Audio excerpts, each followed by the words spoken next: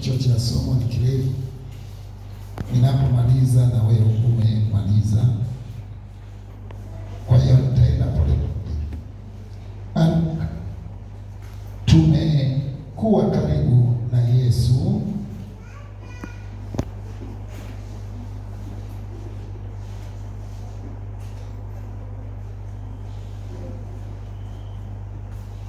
kupitia damu yake.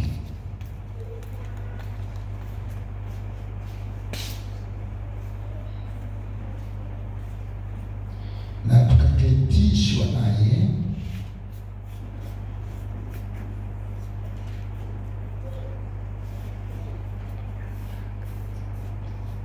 katika ulimwengu wa roho.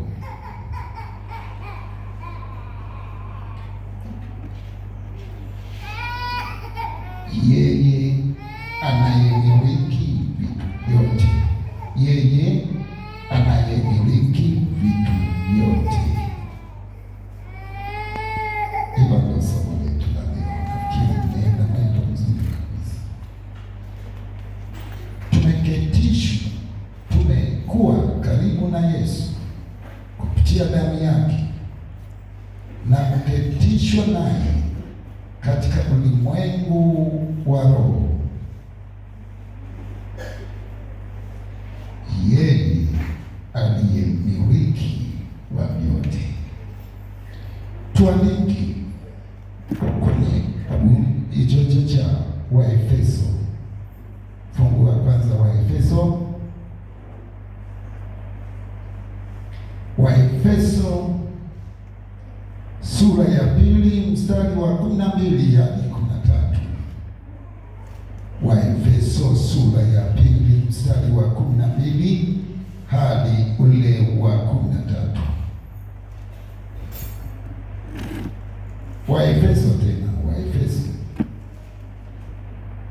Waefeso sura ya kwanza mstari ule wa 7. Waefeso mstari ule wa 7.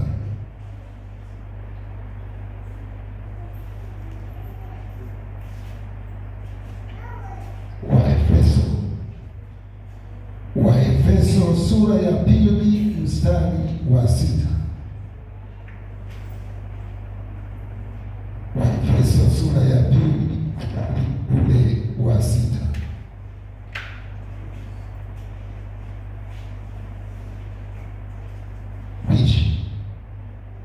Waefeso sura ya kwanza mstari ule wa 11. Hiyo ni mstari yetu siku ya leo.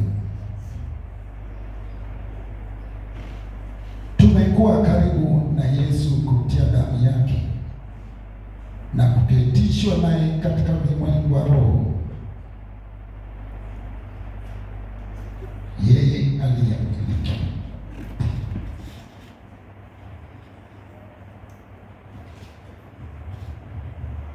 Bwana Yesu asifiwe. Chanzo cha kila kitu katika kufanikiwa kwetu ni damu ya Yesu. Chanzo cha kila ushindi katika vita tunavyokutana navyo ni damu ya Yesu. Chanzo cha mafanikio yetu ya kimwili kwa sisi tunao mtumaini Bwana ni damu ya Yesu. Chanzo cha baraka zetu katika ulimwengu wa roho, katika roho zetu, chanzo chake ni damu ya Yesu. Hii ni kwa sababu Yesu alipokufa pale msalabani, neno la Bwana linasema damu na maji vikatoka, na pale akasema yote yamekwisha, yote yamekwisha. Katika neno yote limetamalaki, yaani limeenea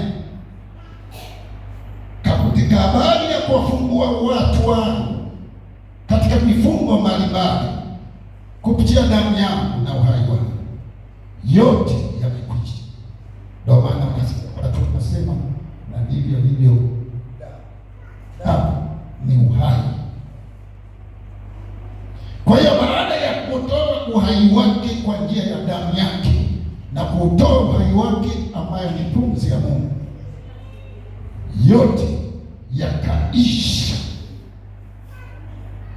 Damu imetamalaki katika utendaji wa kazi. Cha kwanza kabisa damu ilichokufanya ni pale ilipofanyika kuwa ondoleo la dhambi. Chanzo cha mapatano yetu na Mungu wetu ni pale damu ya Yesu ilipotutakasa dhambi zetu tulizofanya, pale tunapomkiri Yesu na kumwamini kuwa Bwana na Mwokozi wetu katika maisha yetu, tunatakaswa, tunakuwa safi. Kwa hiyo ndani ya damu ilitabiriwa toka mwanzo. Biblia inasema kitabu cha Mwanzo ni kama kivuli cha kitabu cha Agano Jipya. Ni unabii kwa ajili ya Agano Jipya. Ndio maana watu walipomkosea Mungu walielekezwa namna ya kuchinja wanyama ili wapate ondoleo la dhambi kwa wale waliomkosea Mungu. Kwa hiyo damu ya Yesu inajitosheleza katika kila kitu, kwa sababu neno la Bwana linasema yote yameisha alipoutoa uhai wake. Ndio maana huwezi ukasikia kwamba miili ya watu wengi Tanzania baada ya uchaguzi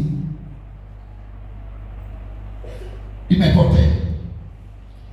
Sana sana watakachozungumza au kitakachoendelea kuzungumzwa ni neno kwamba damu ya watu wengi sana imemwagika. Palikuwepo na kwaya moja ya Mashariki, kwaya ya Kisabato, walipopinduka wakitokea kwenye Kahama, watu 22 waimbaji wazuri wa Kaskazini, kwaya ambayo ilikuwa ni kwaya ya Kisabato.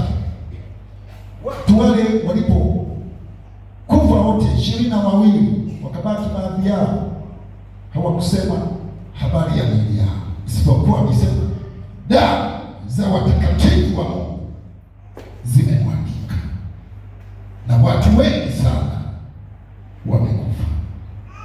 Wanaanzia damu za watakatifu wa Mungu wengi zimemwagika, na watu wengi sana wamekufa. Lakini cha kwanza kinachotangulizwa ni damu. Ndani ya damu kuna nguvu inayoweza kufanya jambo lolote kulingana na mtu anapoitumia, akielekeza au katika jambo fulani. Ndio maana nikakwambia kwamba nilikuwa nimeenda Bariadi kwa ajili ya semina. Siku kama 4 zikapita, kaja mtu mmoja akasema, mtumishi wa Mungu, zidi kusana kuiombea Bariadi. Mambo yanayofanyika mara nyingine sio mazuri. Hili kwa sababu ilikuwa ni jana tulipokuwa tumelala, tukasikia pikipiki zinapita karibu na nyumbani kwetu, na nyumbani kwetu palikuwa panajengwa nyumba tayari, msingi umeshamalizika, msingi peke yake.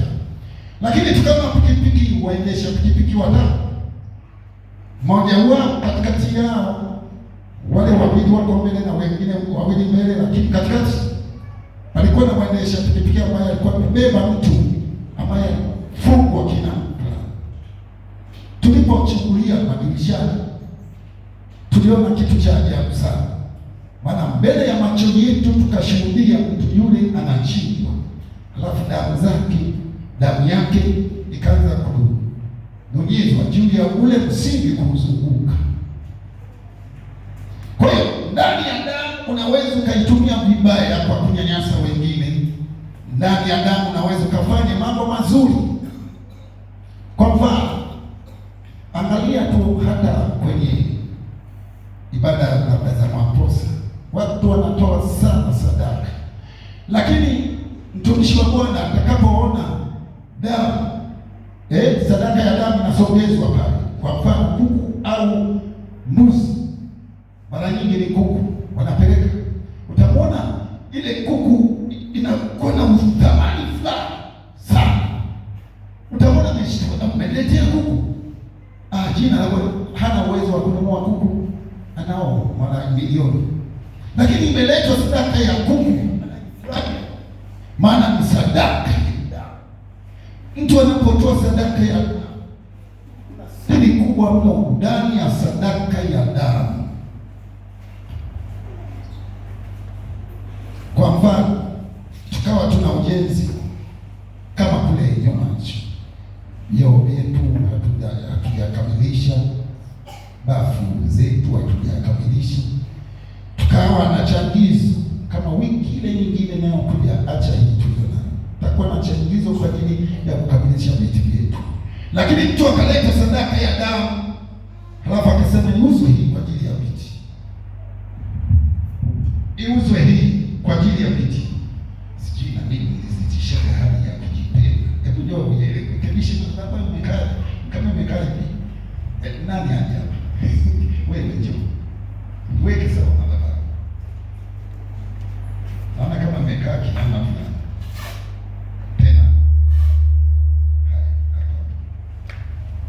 Bwana Yesu asifiwe. Sadaka ya damu ina nguvu sana. Kwa hiyo yule jamaa baada ya kunyunyiza damu ya mtu kwenye msingi wake, ndani ya mwezi mmoja kila kitu ameshajenga na kukamilisha. Nguvu ya sadaka ya damu ya mtu iliyotolewa, na ile sadaka si damu ya mtu tu ambaye ni baki, yule alikuwa ni ndugu wa karibu, ni siri ya yule mtu aliyempeleka pale, ilikuwa ni damu ya mtu wa karibu. Hapa inatufundisha nini? Kwa mfano, tumekaa kama tulivyokaa hivi, halafu nikaenda kwa mama pale mamazi, nikawa nimempa sadaka ili atoe sadaka, nikampa 50,000, halafu akawa mwaminifu, akaja kuzitoa. Baraka yake au moyoni mwake, katika moyo wake hatakuwa na ule uchungu wa ile sadaka aliyoitoa, maana nimempa tu, halafu nikamwambia neno kadogo.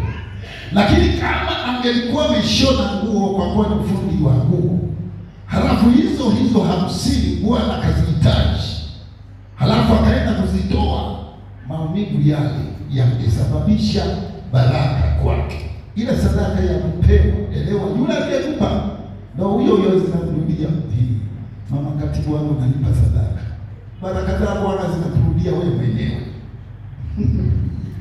kama hujui. Kwa hiyo Bwana ila kutoa, lakini naelewa msamaha hizi, kama mama katibu ametoa 1,000 na hii aliyonipa ametoa 2,000 tayari. Kwa hiyo sadaka inayomgusa Mungu ni ile unayoitoa wewe mwenyewe. Narudi nisikupoteze. Kwa hiyo huyo ndugu aliyenyunyiza damu ya mtu kwenye msingi wa nyumba yake, kama alikuwa ameteka mtu tu kwa kumteka, wajia hana uchungu naye, ile sadaka atakuja mwage damu hapo, hakuna kitu, hakuna kitu, hakuna kitakachofanyika, hakuna. Lakini sadaka inayogusa kabisa yale mashetani, ile yanayoichagua yenyewe katika nyumba yako, katika familia yako. Nguvu ya sadaka ya damu ina nguvu kupita sadaka zingine zote. Nikwambie leo, nakumbuka kuna wakati mwanangu Dorika, yule ambaye sasa yuko form 6, alikuwa na akili toka mwanzo. Alikuwa na akili sana za shule, lakini ghafla kwamba baba, yaani nikijisomea kule na potea pale pale, yaani nakotoka kule nakotoka kwenye kujisomea yanafutika mpaka kufikia sehemu. Lakini nikawa na uchungu mno pale ambapo alinigusa sasa juu ya tukio hilo, mpaka nikalifuatilia pale alipochukua namba 30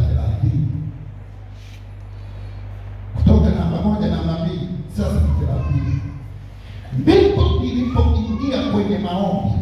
Wale waliokuwepo tangu zamani hapa labda wanaweza kukumbuka, lakini naona ni wachache sana, labda mama Yakobo na wengine wachache hao madhabahuni hapa. Nikakumbuka kuna mtumishi mmoja nilimwinua, mama mmoja ambaye naye nabii.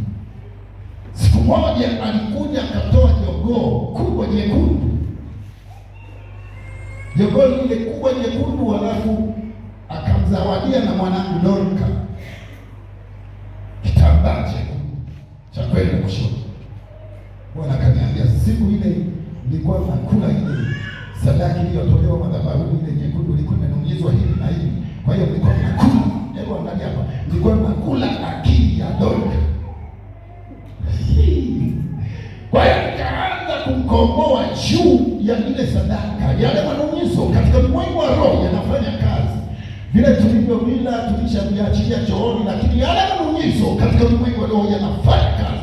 Kwa hiyo Bwana akaniambia yale manunyizo yanayosema Dorka ashuke kielimu yafute, halafu ndani ufahamu wake umrudie, akili zake za shule zirudie. Baada ya kuwa tumeomba hivyo, ndio maana naendelea. Bwana Yesu asifiwe. Kwa nini yule mama alitoa sadaka ya dawa? Ina nguvu. Mara nyingi alikuwa anatoa sadaka, ananipa 50,000 sadaka, nasema baada ya maombezi anapoombea, na nilikuwa sifahamu nini kinatafuta. Kwa hiyo angalia sana unapopewa kitu cha sadaka ya dawa, mwangalie sana mtu anayekubariki sadaka ile. Ukisikia amani, basi ukisikia kuiombea kubunja na kuharibu kila manunyizo yaliyoko ndani ya sadaka ile, walete kweli, wajaze viti vya mbele, viko wazi. Bwana Yesu asifiwe. Twende na neno. Karibu mtumishi wa Mungu, karibu katika kitabu cha Efeso sura 2 mstari wa 12 na wa 13. Biblia inasema kwamba zamani zile mlikuwa hamna Kristo, mmefarakana na jamii ya Israeli, wageni wasio na maagano ya ahadi ile, mlikuwa hamna tumaini, hamna Mungu duniani. Mstari wa 13. Lakini sasa katika Kristo Yesu, ninyi mliokuwa mbali hapo kwanza, mmekuwa karibu kwa damu yake Kristo. Amina. Ninyi mliokuwa mbali hapo kwanza, mmekuwa karibu kwa njia ya damu ya Yesu Kristo. Tuko karibu sana kwa njia ya damu ya Yesu Kristo. Tuko karibu sana na Mungu wetu, tuko karibu sana na Roho Mtakatifu, tuko karibu sana na Baba wa mbinguni kwa njia ya damu ya Yesu. Ndio maana hata tunapokuwa katika ibada zetu, mara nyingi watumishi wa Mungu, viongozi wa sifa, unaweza ukakuta unasema kwamba twende tujitakase mbele za Bwana. Neno la Bwana linasema jitakaseni kila wakati, kila wakati.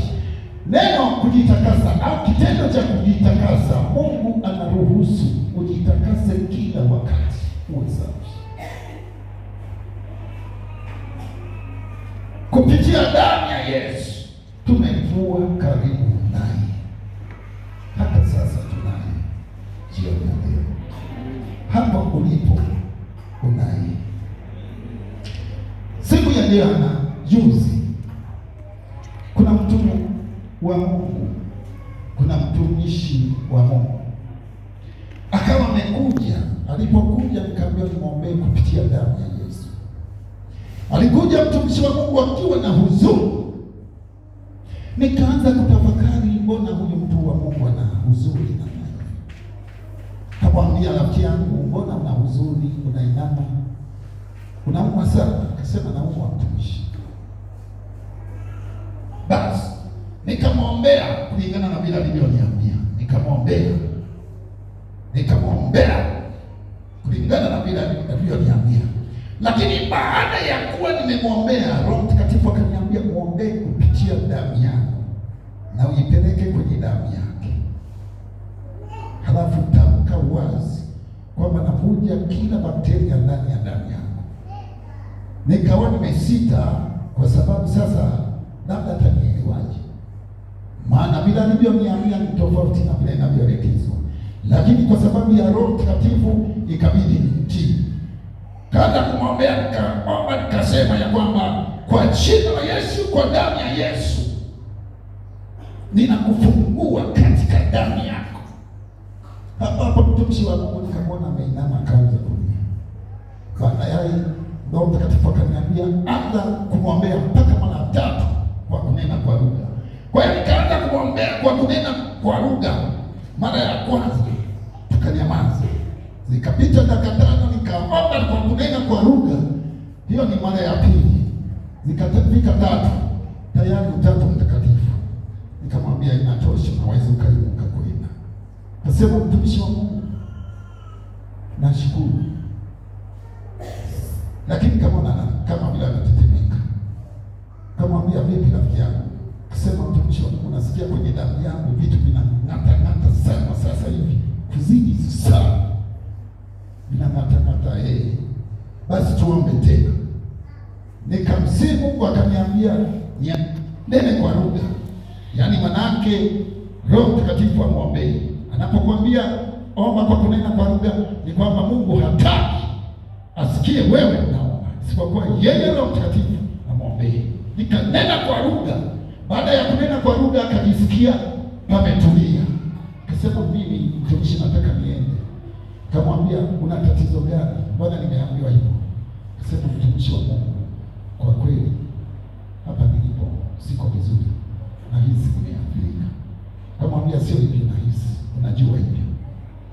Basi nikamwambia imani yako imekuponya, lakini papa picha ya mke wake ikaja, yeye ni mzima. Roho Mtakatifu akaniambia unamwona yule mama ni mzima, ambaye ni mke wake. Kwa hiyo ndani ya damu ya Yesu kuna uwezo wa kukomboa, yaani kusamehe wa dhambi, kama nilivyosema ya kwamba tumekuwa karibu naye kwa njia ya damu yake. Lakini kumbe damu ya Yesu haikomei kwenye kukomboa dhambi tu mtu atoke dhambini, bali inakomboa kila eneo. Ndio maana nikakuletea mfano hai wa yule mtumishi. Na yule mtumishi alikuwa amekuja na sadaka yake. Kwanza nikamwangalia, halafu nikamwangalia sadaka aliyoileta. Nikajua huyu ana shida kwa sadaka hii. Anasema nimeleta sadaka hii mtumishi, ilikuwa ni ya hela. Naomba unisaidie kabisa, uniombee, najisikia vibaya sana. Lakini baada ya kumwombea kivile alivyoniambia, nimesema Roho Mtakatifu akaniambia nimwombee kutia damu ya Yesu. Kumwombea kutia damu ya Yesu mara ya kwanza, Roho Mtakatifu akakataa. Mara ya pili akasema nene kwa lugha, na mara ya 3. Kwa hiyo uwezo wa nguvu ya damu ya Yesu uliomkomboa mwanadamu kutoka katika dhambi una uwezo